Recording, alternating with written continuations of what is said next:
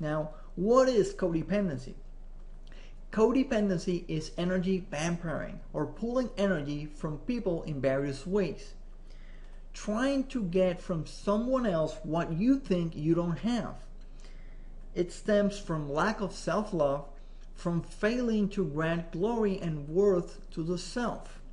Hence, needing the approval of someone else, needing their love to prove your own self-worth can become a dramatic game of extracting love, approval, and appreciation from them.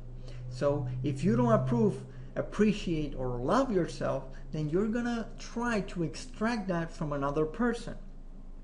Now, on another level, codependency is dominance and control issues, because when you make the other person responsible for your happiness, then the subconscious feels that as a loss of personal power, and as a result, you're going to try to control that person who is responsible for your happiness, and this will generate a lot of drama.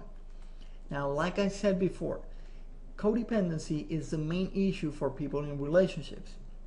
And my intent is that after this video, you will be able to recognize this in yourself and others, because you really don't desire to be in a codependent relationship with your partner, with your coworker, your boss, or your family member, with anybody.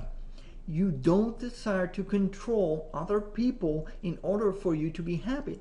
This never works. In fact, this is why relationships is one of the most challenging areas in people's life, because we cannot control relationships like we can control, for example, a business. Now, I'm going to go through the attitudes of codependency, and I invite you to answer yes or no if you ever had one of these attitudes or you still have them. Now, the first one is I make you responsible for my happiness. This is the source of all codependency.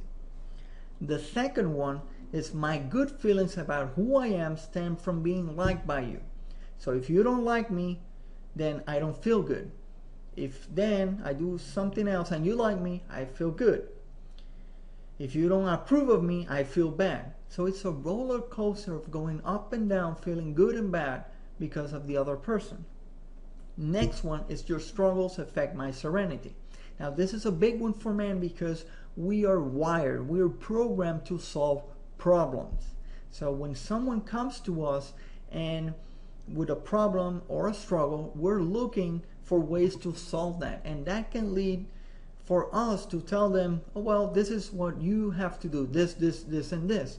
And often people only want you to listen to them, not tell them what you think they need to do.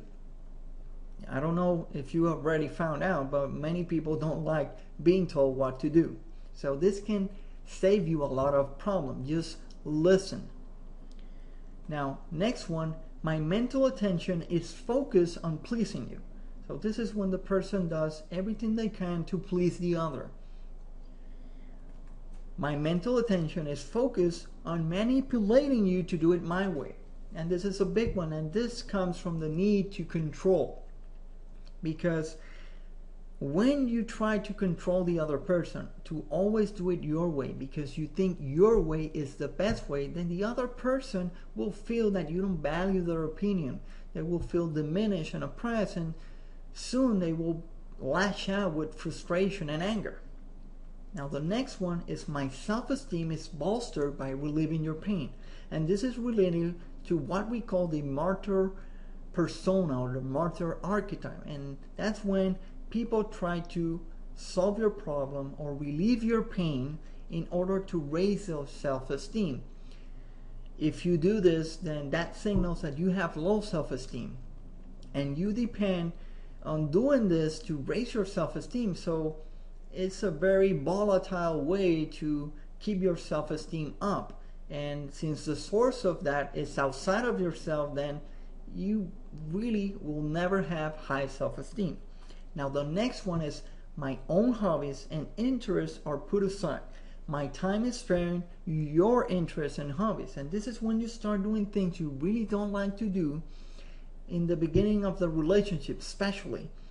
So maybe you don't like to do something like going to the movies and your partner does, and you start going to the movies until one day you had enough and you say, I really don't like going to the movies, and your partner looks at you perplexed because you have been going to the movies all along, and they feel like you've been lying to them, that they don't know you. Now, the next attitude is your clothing and personal appearance is dictated by my desires as you are a reflection of me. Have you ever heard your partner say, are you wearing that tonight? Because they feel that people will judge you or, criticize you for how you look, and they will feel ashamed. Next one is the dreams that I have for the future are linked to you. And one example is when you start a relationship and your partner, only a few weeks or months have passed and they already know, when the wedding's going to be, how many children you're going to have, what house you're going to buy, and they have your entire life basically planned for you. Next one is my fear of rejection determines what I say and do. My fear of your anger determines what I say and do. And this is when you start to walk around eggshells around the other person. You're trying not to trigger the other person or push any one of their buttons because you fear that they're gonna lash out or react. So you start not saying specific things or changing the way you say things, and you don't speak your own truth. Next one, my social circle diminish as I involve myself with you. I put my values aside in order to connect with you, and our values is something that defines our core or make us authentic. When you give your values up, you're losing yourself. Then I value your opinion and way of doing things more than my own. Now, removing codependency, awareness is the first step. When you become aware of some of these codependency attitudes and you're really honest with yourself, then you can start changing your decisions and your actions and behaviors and start choosing ways of being that are not codependent. You focus on self-love, on self-approval and appreciation, and you don't need other people to do specific things for you to be happy. Now, if you become aware of codependency and you find that you can't change, then this signals that you require to energetically clear the source of codependency. All those past identities of yourself that you have created that are codependent. And this is what I found. Usually people, until they clear at the source level the codependency attitudes, then it's really difficult to change because it's ingrained in them. So to energetically clear codependency and master relationships, I invite you to click on the link below